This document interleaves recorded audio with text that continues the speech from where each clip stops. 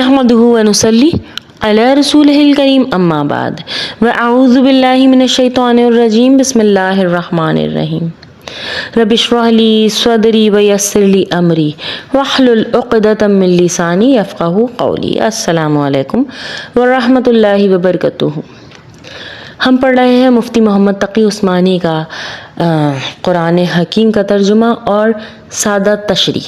इंतहाई सादा अंदाज में तशरी की गई है, लेकिन उससे पहले पिछली आयत की तशरी सुन लीजिएगा वीडियोज़ में, और वही की हकीकत और मक्की और मदनी आयत की हकीकत ज़रूर सुनिएगा। आयत नंबर 63 से आज हम स्टार्ट करेंगे सूरह बकर। शुरू अल्लाह के नाम से जो बड़ा मेहरबान और निहायत रहम वाला है। आयत नंबर 63 यानी 63 सूरह बकरा। व इज़ अख़ज़ना मीसाक़कुम व रफ़अना फ़ौक़कुमुत तूर खुज़ू मा आतैनकुम बिक़ुव्वतिन वज़्कुरू मा फ़ीही लअल्लकुम तत्तक़ून। अल्लाह ताला पहले पिछली आयत में तमाम नेमतों का जिक्र करके बनी इसराइल को याद दिला रहे थे कि उन्होंने किस तरह से हमेशा नाफरमानी की। उसके बाद आयत नंबर 63 में अल्लाह ताला फरमा रहे हैं दोबारा से एक आयत का जिक्र करके, और वो वक्त को याद करो जब हमने तुम पर तौरात पर अमल करने का अहद लिया था और कोहे तूर को तुम्हारे ऊपर उठाकर खड़ा कर दिया था कि जो किताब हमने तुम्हें दी है उसे मजबूती से थामो, और इसमें बहुत कुछ लिखा है ताकि तुम्हें इससे सीखने को मिले और तुम्हें तक़वा हासिल हो। अब हुआ क्या था कि जब हज़रत मूसा अलैहिस्सलाम तौरात लेकर आए तो बनी इसराइल ने देखा कि उनके बाज़ अहकाम बहुत सख्त हैं। उससे बचने के लिए उन्होंने बहाने तलाश करने शुरू कर दिए। पहले तो उन्होंने कहा कि अल्लाह हमसे खुद कहे कि तौरात पर अमल करना ज़रूरी है। मुतालबा अगरचे नामाकूल था, मगर उन पर हुज्जत तमाम करने के लिए उनमें से 70 आदमी मुंतखब करके हज़रत मूसा अलैहिस्सलाम के साथ कोहे तूर भेजे गए, जैसा कि कुरान करीम में आगे सूरह अराफ में इसका बयान आएगा, जिनको अल्लाह ताला ने बराह रास्त तौरात पर अमल का हुक्म दिया। मगर जब ये वापस लौटे तो उन्होंने अपनी कौम के सामने तस्दीक तो की कि अल्लाह ने तौरात पर अमल का हुक्म दिया है, लेकिन अपनी तरफ से एक बात और इजाफा फरमा दिया, जैसे कि उनकी शरारतों की आदत थी कि अल्लाह ने ये भी फरमाया है कि जितना तुमसे हो सके बस उतना अमल कर लेना, लेकिन जो ना हो सके वो हम माफ़ कर देंगे।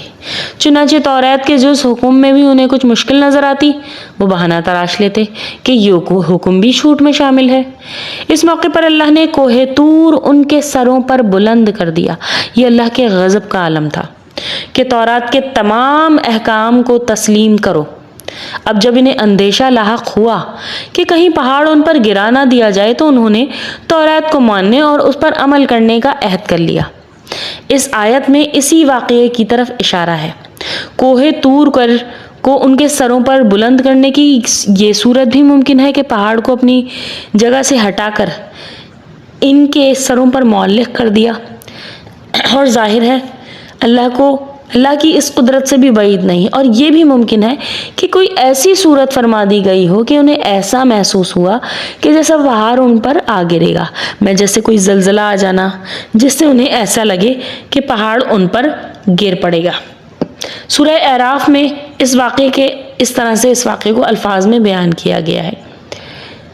लफ्ज़ नतक के मायने हैं लुगत में ज़ोर ज़ोर से हिलाने के, लिहाजा आयत का तर्जुमा ये है कि जब हमने पहाड़ को उनके ऊपर ज़ोर ज़ोर से हिलाया तो इनको ये गुमान हुआ कि वो उन पर गिर पड़ेगा। यहाँ ये बात वाज़ेह रहे कि किसी शख्स को ईमान कबूल करने पर तो ज़बरदस्ती मजबूर नहीं किया जा सकता, लेकिन जब एक शख्स ईमान ले आए तो उसे उसकी नाफरमानी पर सज़ा दी जा सकती है। डरा धमकाकर हुक्म के मानने पर आमादा किया जाता है। बनी इसराइल चूँकि ईमान पहले ही ला चुके थे, इसलिए उनको अल्लाह के अजाब से डराकर पूरी तरह फर्माबरदार बनने पर आमादा किया जा रहा था। उसके बाद है आयत नंबर 64। ثم تولیتم من بعد ذلک فلولا فضل اللہ علیکم ورحمتہ لکنتم من الخاسرین۔ اب اللہ فرما رہے ہیں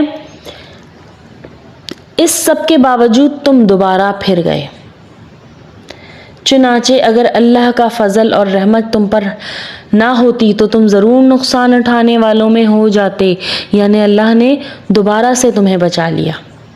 اس کے بعد آیت نمبر 65 میں آگے آتا ہے وَلَقَدْ عَلِمْتُمُ الَّذِينَ اعْتَدَوْا مِنْكُمْ فِي السَّبْتِ فَقُلْنَا لَهُمْ كُونُوا قِرَادًا خَاسِئِينَ۔ اور تم اپنے ان لوگوں کو اچھی طرح جانتے ہو جو سنیچر یعنی ہفتے کے معاملے میں حد سے گزر گئے تھے، چنانچہ ہم نے ان سے کہا تم جاؤ اور دھتکارے ہوئے بندر بن جاؤ۔ یہاں پہ ذکر کیا جا رہا ہے سنیچر کو عربی اور عبرانی زبان میں سبت کہتے ہیں۔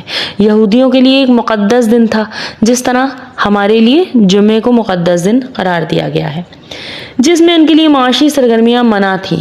یہاں یہودیوں کا ذکر ہے، غالباً حضرت داؤد علیہ السلام کے زمانے میں کسی سمندر کے کنارے میں رہتے تھے وہ لوگ اور مچھلیاں پکڑا کرتے تھے۔ ہفتے کے دن مچھلیاں پکڑنا ان کے لیے منع تھا، مگر شروع میں انہوں نے کچھ بہانے کر کے اس حکم کی خلاف ورزی کرنی چاہی اور پھر کھلم کھلا مچھلیاں پکڑنی شروع کر دی۔ کچھ نیک لوگوں نے انہیں سمجھایا مگر وہ باز نہیں آئے اور بلا آخر ان پر عذاب کا دن آیا، ان کی صورتیں مخص کر کے انہیں بندر بنا دیا گیا۔ یہ آیات بھی سورہ اعراف میں تفصیل کے ساتھ آئیں گی۔ یہاں پہ آیت نمبر 65 کا اختتام ہوا۔ جزاکم اللہ خیرن کثیرا فی الدنیا والآخرہ، ربنا تقبل منا انک انت السمیع العلیم۔ السلام علیکم ورحمۃ اللہ وبرکاتہ۔